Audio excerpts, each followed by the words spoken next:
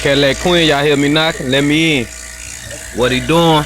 We sucking off all the Freon up out the system.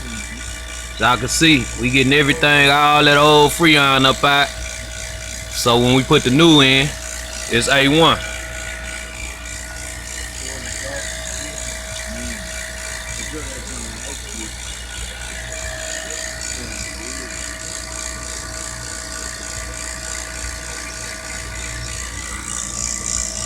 Let's see what that is, huh? R34A.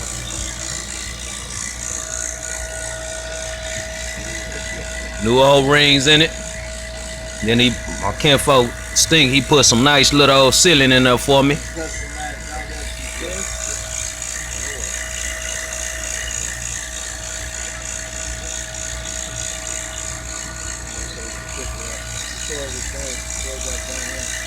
It's real, y'all. It's real.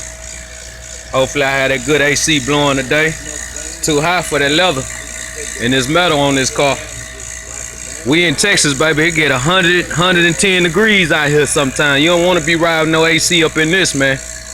You'll melt like butter. I done it 3 summers now.